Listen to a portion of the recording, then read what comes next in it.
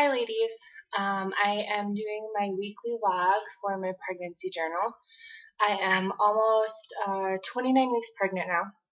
So I just had my OB appointment yesterday and I had an ultrasound as well. So I thought I'd kind of go over that, let you guys know how things are going. So my ultrasound went really good. As I stated in my previous video, I have gestational diabetes. So I do have more frequent monitoring than a lot of people do during their pregnancy. So we had a BPP, a biophysical profile ultrasound yesterday morning, and baby got 8 out of 8, so she did really good. They monitor her diaphragm for the practice breathing motions, and they monitor her movement, and they do her growth, let you know how big she is. The baby was estimated at 3 pounds, so that was really good, just a little bit ahead of where she should be. Compared to my other 3, she's actually kind of on the smaller side. I'm thinking if I make it to my induction date, which is actually set now for October 3rd at 8 a.m., so that's kind of exciting. If she makes it to then, I'd be 39 weeks, and I would estimate that she's probably going to be about 9 pounds. So I think she'll be smaller than my last baby. She was 8 days early, whereas Oriah will only be about 7 days early, unless she comes on her own, of course. And my last baby was 9:13. So I think that Oriah is going to be a lot smaller. I think she might take after mommy a little bit more, whereas Haven takes after her dad. So let's see what happened. My fluid is a lot lower than it had been, which isn't worrisome. It's still normal, but it's 10.1, and it had been 18.1. So I'm really trying to kick up the fluids, especially with this crazy heat that we've been having, 90-degree weather, just crazy hot for Wisconsin. And so I'm actually only measuring a fundal height of 33 centimeters now, which is kind of great. It probably sounds bad because it's still, 4 or 5, well, almost 5 centimeters ahead of where I should be. But I had been about 8 centimeters ahead, and then 7, and then 6, and now 5. So it's actually getting better. I think it's the having the less fluid now is probably helping. I probably would have jumped up to at least 34 if the fluid would have stayed really high. So I'm happy about that. My cervical length went down, which isn't surprising. I've dilated around 32 to 34 weeks with all of my other 3 kids. So that's probably about on schedule. It went from 4.2 to 3.1. So my doctor's just going to kind of watch it. He said if I notice an increase in Braxton Hicks contractions, just, to let him know right away. Which I have been having quite a few that are pretty painful, a couple that have even made me cry because they were so bad. So we're watching that. My cervix is also very soft, although I am not dilated at all, which was great. Great news. Let's see what else. Baby's still really high. She's still breech. She's left optic transverse, I think is what the abbreviation is, LOT. So her spine was along my left side, butt down, feet kind of tucked under, and then facing out my right side for the ultrasound, which is pretty much how she's been now for the last 4 weeks. If you remember from my last video, I said she had been head down from 19 until about 24 and a half weeks. So we were hoping that she goes back, but my fluid being lower is one thing we need to concentrate on.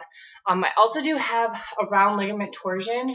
My round ligament on my right side is really tight. If you touch it with your hand or push on it, or actually we noticed it during an ultrasound, if you press on it, it's like a rubber band. I get this shooting pain. It makes me jump. It's startling. And it hurts really bad. So my doctor said that could actually be causing my uterus to be kind of crooked, and it might make it difficult for Oriah to flip. So in conjunction with having the lower fluid now, also having a high line anterior placenta, those are all factors that might be why she's still breached so late. My last baby had kind of a shorter cord, and so if that's the case again too, that could also be, it could actually be constricting her, and if that is the case, then she probably is not going to move at all. She's going to stay breech. So I did go to spinningbabies.com and I looked up some techniques, and so I'm going to try some of those to encourage her to flip. Like I said before too, I've been swimming a lot to try to help. And so we're going to do the inversion like once a day, and I'm going to do the breech tilt and the open knee chest, which is kind of a odd position to be in, I guess, but it's supposed to help. So we're going to try some of those things, and I'm also going to start seeing the chiropractor, which I've been actually seeing for a really long time, because I have known pelvic issues that really should be addressed before they get much worse. So I really need to get on that, but of course I haven't. Let's see what else. I think that's pretty much it for the weekly update. I'm sleeping a little bit better. Not great. Still dealing with a little bit of that insomnia, tossing and turning a lot. Been having some really quite crazy dreams lately. Just about like the baby. I've had quite a few about the baby, about like my kids' reactions when they meet their sister, which have actually all been really good. So it wasn't bad. My husband isn't in the military, so it was kind of weird, but I had a dream that he was, and that he wasn't able to be here when they had the baby. And so I really feel for any of you women that have husbands that are in that situation, because I woke up just, freaking out. Like, that would just be horrible. He's my rock. So to not have him would be, it would be really hard for me. He's kind of like, yeah, he's a big deal. He really gives me a lot of my own power back when I'm in labor. With my last baby, he might have even, if he not had been there, I could have ended up with a C-section.